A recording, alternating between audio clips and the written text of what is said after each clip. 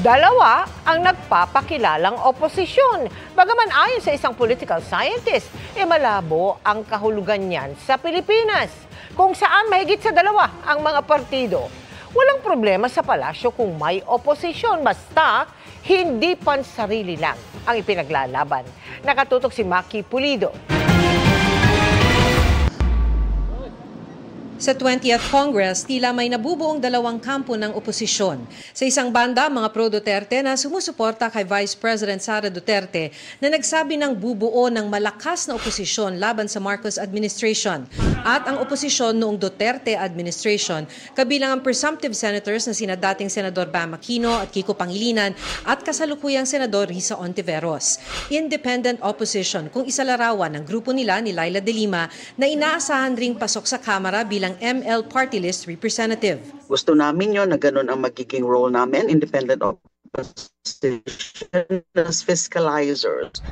Ayon kay UP Professor Jean Franco, tila mahalaga kina De Lima na maihiwalay ang kanilang grupo sa mga kaalyado ng mga Duterte. The reason perhaps why De Lima said that they're going to be the independent opposition is because they want to veer away from the Duterte opposition. Ayon naman kay UP Professor Aris Arugay, maaring ang aayaw sa anumang kolaborasyon ay mga kakampi ni Duterte.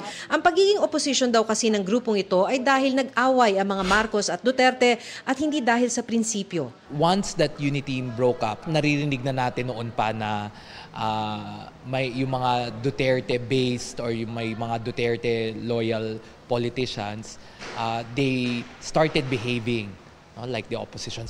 Pero punto ni Professor Franco, sa Pilipinas nagiging malabo raw ang definisyon ng terminong oposisyon. In two-party systems, malinaw yun, no? Kung ang incumbent hindi mo kapartido, ikaw yung opposition. Pero sa sistema natin na ang nangyari, marami masyadong political parties, talagang ang mangyayari, iba't iba yung magiging opposition.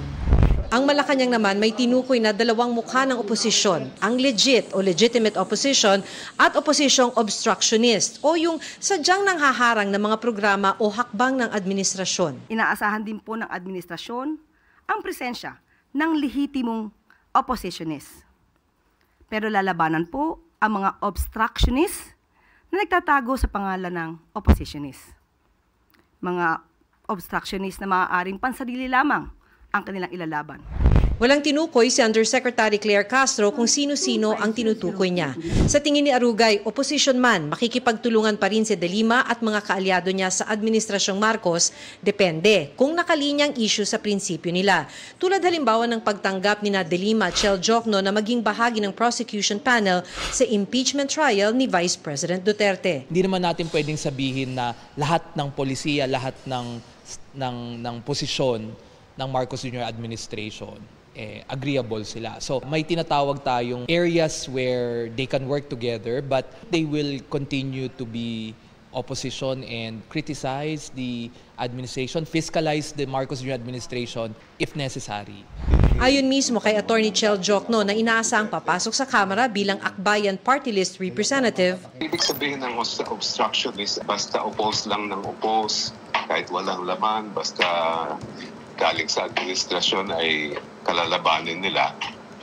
Hindi kami ganon. This is a great opportunity for those who are progressive-minded, who are really fighting for good governance to work together to achieve that objective. Hinihingan namin ng reaksyon ng mga kabilang sa Duterte faction sa sinabi ng Malacanang. Para sa GMA Integrated News, Maki Pulido, nakatutok, 24 oras.